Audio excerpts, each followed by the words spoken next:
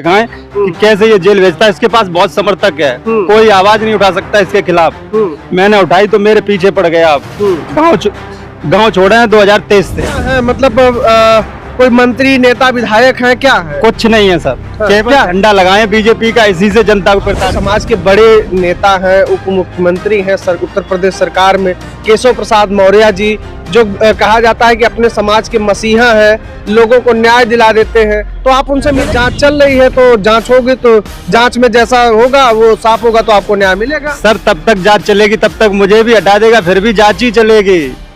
साथियों नमस्कार, कल 26 नवंबर था यानी संविधान दिवस। हम उसी संविधान की बात कर रहे हैं जो भारत देश में समता, समानता और बंधुत्व की बात करता है। और भारतीय जनता पार्टी की उत्तर प्रदेश में जब से सरकार आई है, पहले तो मुसलमानों को निशाना बनाया गया, फिर दलितों को, फिर यादवों को, फिर अब सब धीरे धीरे नंबर में आ रहे हैं। आजकल नंबर हमें लगता है चल रहा है कुशवाहा समाज का।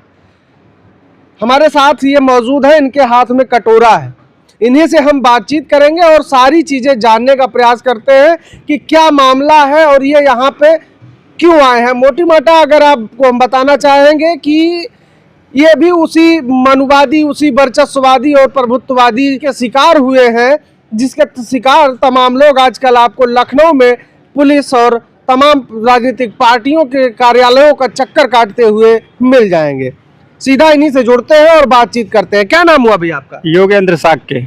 साक्य यानी कुशवाहा जी, मतलब मौर्य समाज। जी सर। क्या मामला क्या है? आप यहाँ पे कटोरा लेके टहल रहे हैं हाथ में। देखिए ये कोई संविधान की किताब नहीं है, ये इनके ऊपर हुए जुल्म का ये हिसाब किताब है। और ये कटोरा खाना खाने के लिए नहीं, ये जान की भीख मांगने के लिए, जो ये बता रहे हैं। क्या मामला है? आप ऐसे कटोरा लेके भीख मांग रहे हैं, क्यों जान की भीख मांगनी पड़ रही है? सर मैंने एक प्रधान की भ्रष्टाचार की शिकायत कर दी थी, तो उसे वो काम करवाना पड़ा। ठीक है, अब उसकी सारी पोल खुल गई, अब वो मेरे जान के पीछे पड़ गया। कहाँ से हैं आप? मैनपुरी से। आप मैनपुरी से? जी सर। हाँ, तो जो आपने किस भ्रष्टाचार का खुलासा करवा दिया कि वो आपके जान के हारे रहा होगा अरबों खरबों का? आरसीसी नाली खरंजा पैसे निकाल लेता है मनरेगा का और काम नहीं कराता था। तो इतने छोटे भ्रष्टाचार के लिए जान के पीछे पड़ गए? जान के पीछे कई एक लोगों को तो वो झूठे मुकदमा, जिसने आवाज उठाई उसे झूठे मुकदमा लगा के जेल भेजा। सर मेरे पास प्रूफ भी है, आपको प्रूफ दिखाएं कि कैसे ये जेल भेजता है। इसके पास बहुत समर्थक है, कोई आवाज नहीं उठा सकता इसके खिलाफ। मैंने उठाई तो मेरे पीछे पड़ गया। आप गाँव छोड़े हैं 2023 से।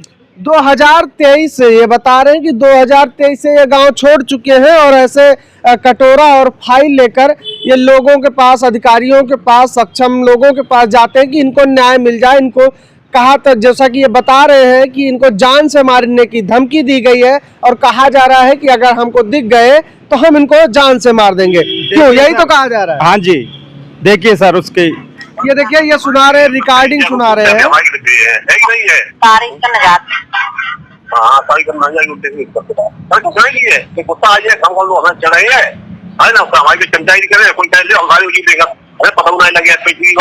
हमारे हाथे समझ या सोना पकड़ लेंगे, नहर पे ठाड़ू करना हो जाएगा, पकड़ के पुलिस है और जो सारे बोली माता जी नहर बजे जाऊँ पता ही ना लगे कहाँ चले गो। अरे हमने की जाना है तो बहुत इधर जा रहा हूँ, काम जाए गानों से भटक गए हैं, हमें अभ्यास लगे है तो वहाँ तुम तो चले जाइयो, हमें जेल में पड़े हैं दुनिया में। ठीक है, ये जो रिकॉर्डिंग है, ये कौन, उनका क्या नाम है जो आपको प्रताड़ित कर? विशंबर दयाल तिवारी। ये तिवारी जी क्या है? मतलब कोई मंत्री नेता विधायक है क्या है? कुछ नहीं है सर, केवल झंडा लगाए बीजेपी का, इसी से जनता को प्रताड़ित करते हैं। मतलब भारतीय जनता पार्टी का झंडा लगा के आपको प्रताड़ित कर रहे हैं? जी सर। और ये तो ऐसा शख्स है जिसकी सरकार बनती उसी का झंडा लगा के जनता को प्रताड़ित करता है। मतलब ये जनता को प्रताड़ित? हाँ, बहुत ही ज्यादा। प्रधान है? प्रधान ये नहीं, इसका भतीजा है प्रधान। भतीजा प्रधान? हाँ, मतलब एक दबंग आदमी। हाँ, ये दबंग है बहुत ही। तो आप ऐसे कितने दिन तक टहलेंगे कटोरा लेकर? कितने दिन तक अपने जान की भीख मांगेंगे? और क्या लगता है कि आपको न्याय मिलेगा भी इस सरकार में कि नहीं मिलेगा? सर माननीय मुख्यमंत्री जी के पास गया था, 6 बार गए गोरखपुर, तब एक बार माननीय मुख्यमंत्री जी मिले। ठीक है, वहाँ से तो इंसाफ मिला, लेकिन इंसाफ अभी तक जांच चल रही है। 2024 में मिला था उनसे। अच्छा, 2024 में मिले थे, अभी तक जांच चल रही है? जी सर, मेरे पास अभी प्रूफ आपको दिखाएं। कैमरामैन से कहेंगे आप दिखाइए क्या दिखा रहे हैं। देखिए जनता दरबार में ये कागज है, इस पर जो काले अक्षर में लिखा है, जो कहा जाता है काला अक्षर भैंस बराबर, तो आप ये देख लीजिए, ये भैंस बराबर ही कहा जा सकता है, क्योंकि 2024 से आदेश हुआ है और 2024 से ये 5 फरवरी 2024 को ये जनता दर्शन का ये एप्लीकेशन है जिस पे डेट अंकित है, आप स्वयं देख सकते हैं। ये 5 फरवरी 2024 का है और इन्होंने लगाया, तो जो भी गुहार न्याय के लिए लगाई थी उसमें जो है ये कहा गया था कि कृपया शिकायतों की जांच कराकर आख्या की, ये क्या लिखा गया है समझ में नहीं आ रहा है, ये डीएम मैनपुरी को लिखा गया था। ये माननीय मुख्यमंत्री उत्तर प्रदेश जी द्वारा कहते हैं कि ये आगे बढ़ाया गया था, मांगा गया था, इस पर जांच करने का आदेश किया गया था। तो क्या जांच हो गई आपकी? सर अभी तक किसी से पूछा तो जांच ही चल रही है इस पर।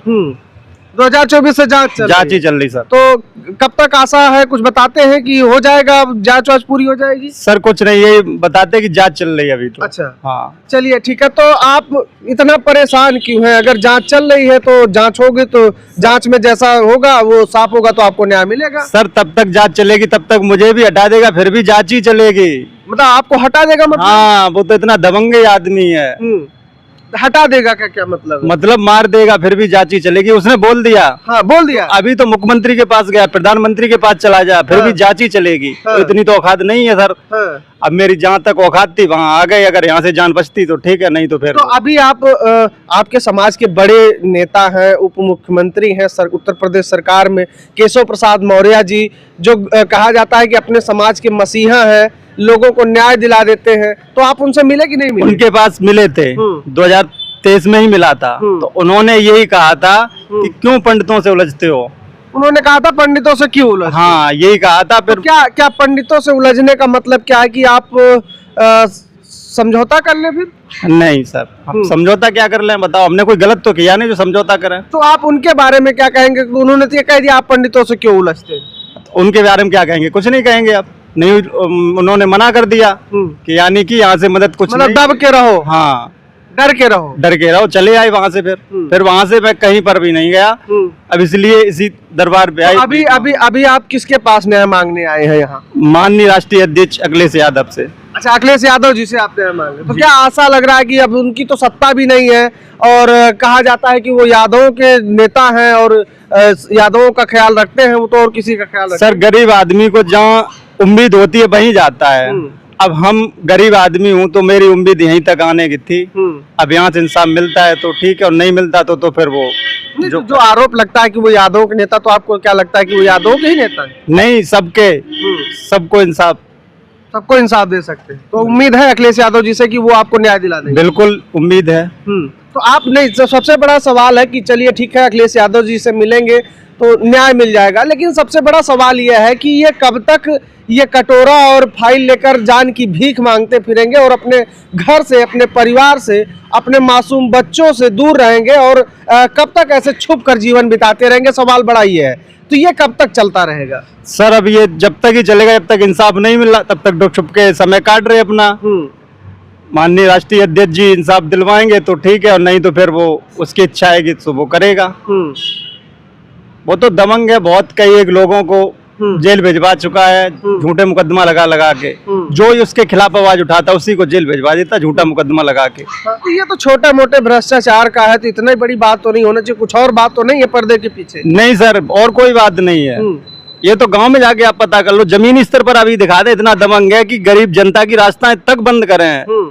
दड़े चक्रोट सब जोते हुए है उनने की। जब कोई अगर ट्रैक्टर निकालने जाए ना कि तो हाथ जोड़ के जाता है, तिवारी जी मुझे खेत जुतवाना है, तो कहता है कि निकाल लो जाके। अगर मना कर दिया नहीं निकालो तो नहीं निकालेगा। चलिए ठीक है। देखिए, जो हम अभी बात कह रहे थे कि जिस तरीके से एक मनुवादी जो व्यवस्था है, जो अपने आप को वर्चस्ववादी कह लीजिए या प्रभुत्ववादी कह लीजिए, अपना प्रभुत्व कायम रखना चाहती है, अपना वर्चस्व कायम रखना चाहती है, जो इतिहास से लेकर आज भविष्य तक भी कहा जा रहा है कि ये प्रथाएं जो चली आ रही हैं खुद को श्रेष्ठ समझने की, वो लोगों की मानसिकता नहीं बदल रही है। भले आज हम संविधान दिवस मना लें या फिर ये कह दिया जाए कि देश में संविधान का राज चल रहा है और देश में कानून व्यवस्था और जीरो टॉलरेंस की नीति चल रही है।